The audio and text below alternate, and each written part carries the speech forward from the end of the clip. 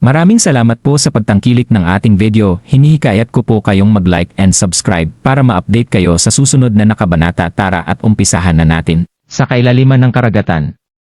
Isang napakasimple at malaking copper ship ang dumaan sa fleet ni Geralt sa oras na ito. Biglaan ang energy na inilabas nito at hindi ito agad matukoy ng isang detektor. Anong ginagawa ng copper ship na ito dito?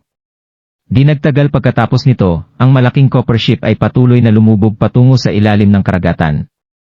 Maraming mga hayop sa ilalim ng dagat ang gumawa ng daan na parang tumatakas sila para iligtas ang kanilang buhay sa sandaling makita nila ang malaking behemoth na ito. Pagkatapos nito, dahan-dahang nawala ang copper ship at bumalik ang dating katahimikan ng ilalim ng dagat. Gayunpaman, malakas pa rin undercurrent at patuloy na lumalakas ang alon dahil sa tsunami. Ang fleet ay patuloy na umaandar hanggang sa wakas ay nakarating sila sa Montholm Island pagsapit ng gabi.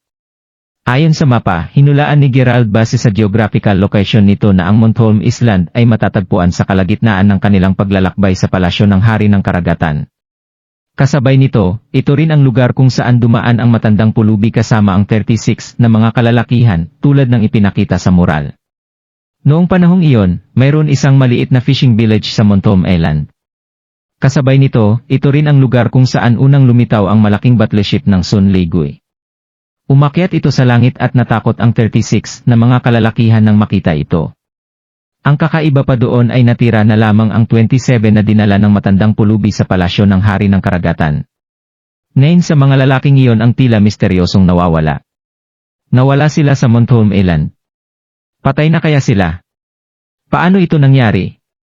Ang 36 na mga kalalakihan ay mga ordinaryong tao lamang at walang dahilan ang matandang pulubi para patayin sila.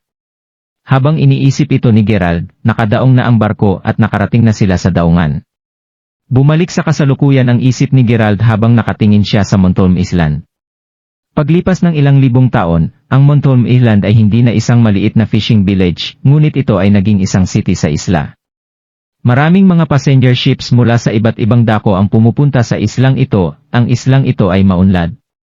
Unti-unting binalot ng madilim na gabi ang kalangitan, ngunit ang mga ilaw sa Montholm Island ay maliwanag na nagniningning na parang mataas pa rin sa langit ang araw. Nakita nila na ang Main Street ay mas masikip pagkatapos nilang pumasok sa lungsod para bang nagdaraos sila ng isang engrandeng kaganapan. Ito ang Holy Welcoming Festival sa Montholm Island. Ito ay ginaganap kada 3 taon, sinabi ni Yumi habang nakasunod kay Geralt. Holy Welcome Festival. Anong mga holy beings ang tinatanggap nila? Paano ko malalaman? Walang pakialam na sumagot si Yumi. Hindi napigilan ni Geralt na mapangiti bago niya inutusan ang kanyang mga tauhan na ayusin ang kanilang matutuluyan. Mukhang mayroong Holy Witch Gate dito at tinawag ng Master ang mga tao dito dahil ang selebrasyon na ito ay para sa kanya. Biglang nagsalita si Yumi nang makita niyang hindi siya pinapansin ni Geralt. Mukhang marangal ang iyong master. Gusto niya talagang magdaos ng festival ang mga tao para sa kanya, tumango si Geralt habang nagsasalita. Kaya bang pigilan ng iyong master ang tsunami para hindi maapektuhan ang islang ito? Sa katunayan, hindi pa tinamaan ng tsunami ang islang ito. Laging payapa sa lugar na ito, sabi ni Yumi. Kakaiba ito. Gayunpaman, dahil nandito na sila, kung mahalagang bagay na kailangang gawin ni Geralt ay ang malaman ang history ng pagkakatatag ng city na ito, bukod sa pag-aayos ng kanyang mga nasasakupan at para sa kanyang susunod na plano at itinerary.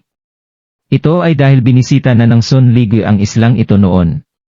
Kaya naman, hindi alam ni Geralt kung may naiwan bang bakas ng Sun Liguy sa islang ito. Inutusan na ni Geralt ang kanyang mga tauhan na gawin ang bagay na ito kahit noong nasa barko sila. Ang lugar na kanilang matutuluyan at pahingahan ay isang luxurious manor sa isla. May hot spring na makikita sa isla.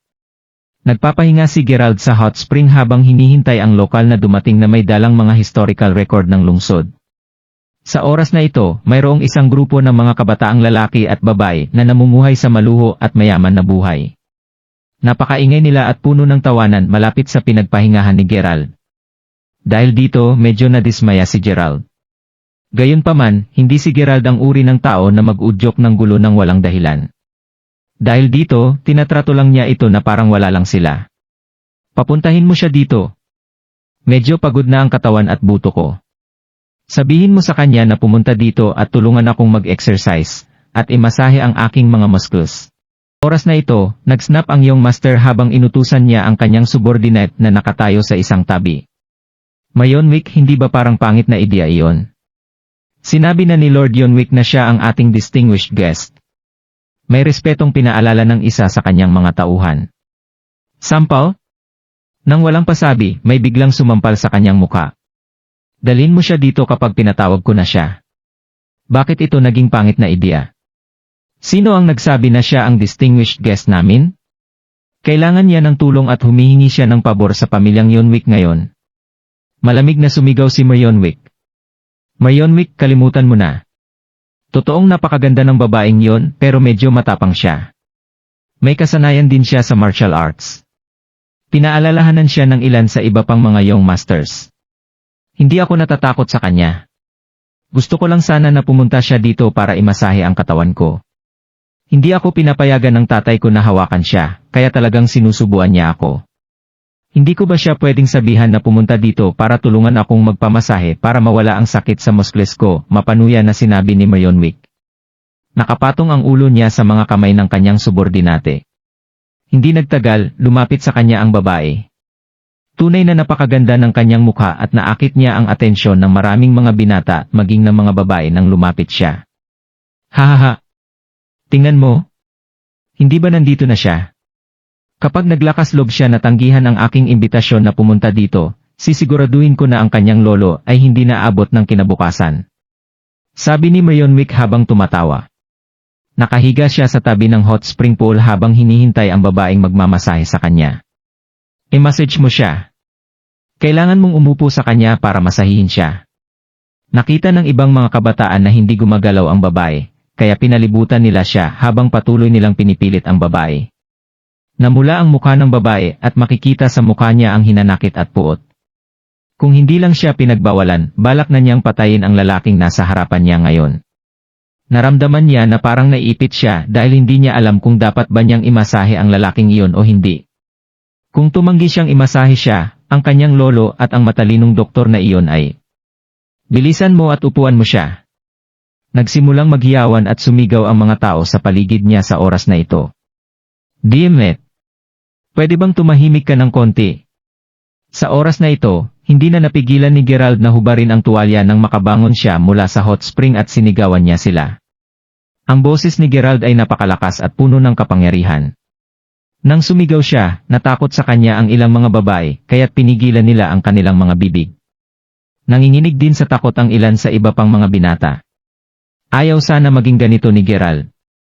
Naisip niyang huwag na lang makialam habang abala sila sa kanilang mga buhay. Gayunpaman, masyadong naging magulo ang sitwasyon at nawala na ang kontrol nito. Binibuli pa nila ang babaeng iyon at dahil doon ay nagalit si Gerald. Slam! Sa oras na ito, biglang hinampas ni Yonwick ang kanyang mga kamay sa ibabaw ng hot spring pool. Kanina ay nabigla rin siya. Gayunpaman, naramdaman niya na parang napahiya siya pagkatapos niyang mag-react at bumalik sa kanyang katinuan. Bata! Gusto mo nang mamatay? Naglakas loob ka talagang sigawan ako, si Layton Yonwick. Ayaw mo na ba talagang mabuhay? Nagmura si Layton. Tumayo si Layton habang nagsasalita, sa isang iglap ay maraming kabataang lalaki na nakasuot ng sunglasses ang mabilis na pumalibot sa kanya. Maraming hot spring pool sa paligid at marami rin ang mga bisita. Nasaksihan ng lahat ang kaninang eksena ng sinigawan ni Gerald, si Layton at ang iba pa. Natahimik ang lahat habang pinapanood ang pangyayari na iyon. Sino ang lalaking ito? Totoo bang naglakas loob siyang makipag-usap kay Yonwick sa ganitong paraan sa Montolm Island? Tama yan. Sino ba siya para gawin ito? Patay tong batang to. Siya ang kauna-unahang tao na nangahas na sabihan si Yonwick na tumahimik. Grabe! Alam ng lahat na magbabago ang kanyang kapalaran dahil lang sinigawan niya si Yonwick ngayon. Tumigil sa pagpapakasaya ang mga tao sa kanilang paligid nang tumingin sila sa direksyon kung saan makikita si Gerald at ang iba pa. Siyempre, hindi interesado si Gerald na maghintay kung paano siya haharapin ni Yonwick. Binalik niya ang tuwalya at ipinikit niya ang kanyang mga mata upang magpahinga matapos niyang sigawan ang mga ito.